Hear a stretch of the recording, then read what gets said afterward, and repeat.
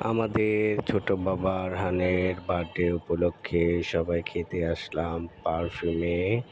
তারা অনেক মজা করছে এবং খাওয়া দাওয়ার জন্য অপেক্ষা করছে। একজন ক্ষুধার্ত অনেক, কে কি খাবে তা নিয়ে ডিসিশন করছে। দেখুন কে কোন চেয়ারে বসবে তার জন্য ওয়েট করছে।